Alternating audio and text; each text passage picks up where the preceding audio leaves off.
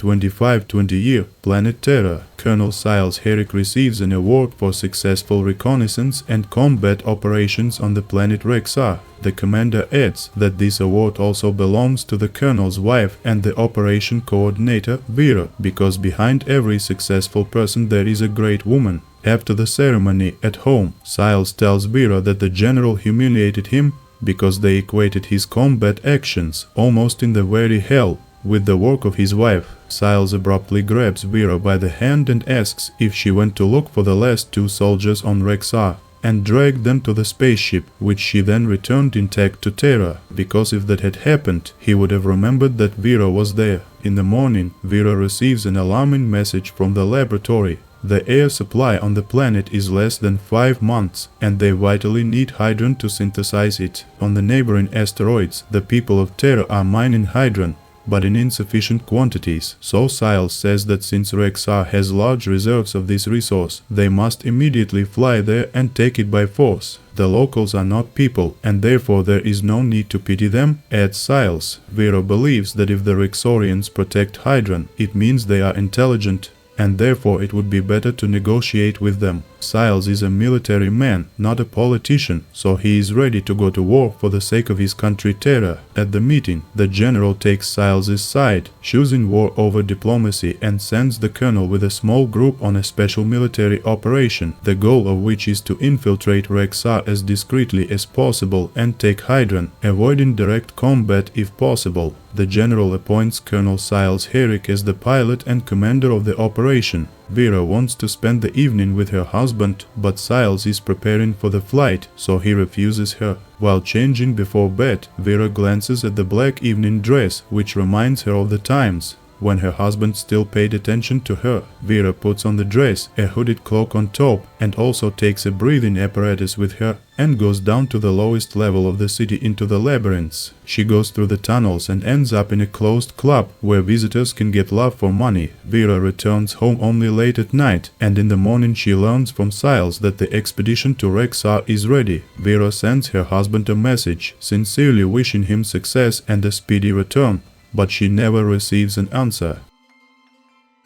Later, she spends time in the greenhouse, looking at flowers, considering them to be the same living creatures. While jogging, Vera hears an alarm and goes to the command headquarters. Silas's platoon was ambushed, so the colonel orders to retreat and return to the spaceship. Silas brings one of his soldiers inside, but the general orders to blow up the spaceship remotely, because the colonel will not close the airlock anyway, and therefore will not fly away. Terra's technology must not fall into the hands of the metamorphs. Vera sees the last frames of the broadcast, where the colonel brings a wounded soldier into the spaceship, and the connection is broken. From that moment on, Vera's life was divided into before and after. Because she loved Silas, no matter what, she is bitter to realize this loss, and Vera blames herself for not insisting on peace negotiations with Rexar. The next day, radars detect a signal from Silas's ship. He is returning to Terra. The spaceship arrives and wounded colonel and soldier are sent to the hospital. In the morning, Vera and the High Command visit Silas to find out how the colonel managed to survive and fly away from Rexar. Silas is still feverish, so he is laconic and only remembers that he brought the soldier into the ship. Although the command has not heard anything new yet, the officers are glad to see Silas back and wish him a speedy recovery. Vera stays in the hospital until late to take care of her husband. Suddenly Silas wakes up and takes Vera's hand, and then says that she looks very beautiful with her hair down today. Later, a general comes to the hospital and asks Silas if he is sure that the battle took place outside the ship. The colonel confidently replies that yes, they managed to fight off the enemy. Silas gets better and Vera takes him home. In the morning, he takes Vera by the hand again, looks at her tenderly for a long time, as if he hadn't seen her for ages, and then offers her breakfast. However, Vera can't, because she needs to go to a meeting, because the technicians found intact remains of the flight recorder on the ship. Silas is surprised and says that he thought that the recorder was completely destroyed. At headquarters, the general shows Vera an intact fragment of the video from Silas's ship, which shows that before the airlock was closed, two metamorphs managed to get into. In the evening, Vera tells Silas about what she saw and asks him to tell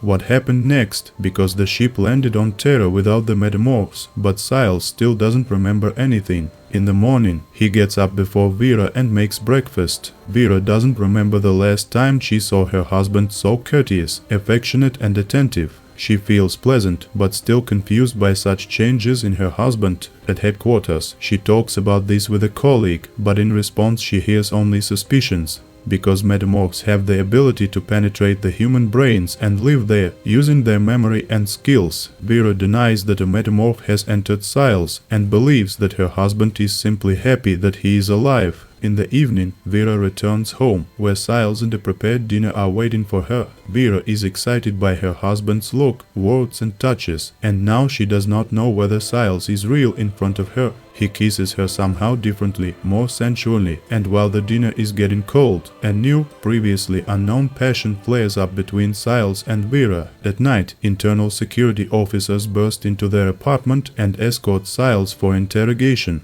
Curious, Vera rushes to headquarters to find out who gave the order and what her husband is suspected of. Then the general shows her a recording of the interrogation of a soldier who survived with Silas. The soldier, in a fit of anger, speaks in an inhuman voice, and the general explains to Vera that most likely a second metamorph saboteur now lives in her husband. Both creatures disappeared from the ship, and only the soldier and the colonel arrived on Terra, so the command decided to arrest Silas. During the interrogation, the colonel behaves calmly and denies all accusations. He recalls how he met Vera, but the general is not impressed by such details, because people know about the metamorph's ability to read memory. The general reminds Vera that Silas is a high-ranking officer, and he cannot be executed without evidence. So the official advises her to give honest testimony in court. Vera says that she is devoted to her country and will do her duty.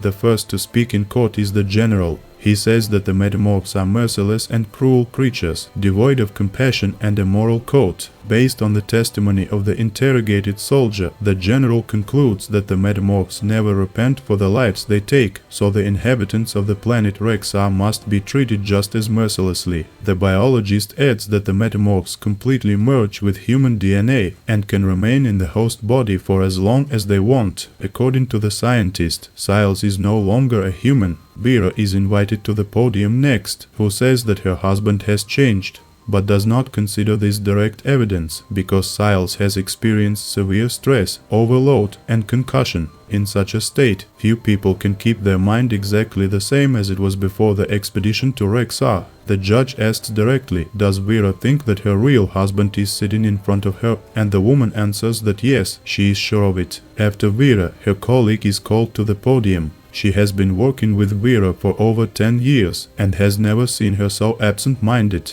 The colleague also reports that Vera shared her concerns about Silas's strange behavior after Rexar. According to the colleague, Vera initially knew about the metamorph and deliberately protected Silas from additional examinations, which means that her actions can be interpreted as treason, for which the laws of Terra provide for execution. Silas understands where this is all heading, so he asks to give him the opportunity for the last word. The colonel is upset that the jury has already formed an opinion on this case, and he does not hope to convince them. Realizing his fate, the colonel is ready to admit that he is a metamorph, but only if all charges against Vera are dropped. The court accepts Silas's condition, and the colonel is about to be escorted to prison, when Vera suddenly stands up and asks to speak again. Having received the judge's approval, Vera reminds those present that metamorphs lack compassion, and if so, then Silas is not a Rexarian, because otherwise it would turn out that the metamorph agreed to sacrifice himself for the sake of a complete stranger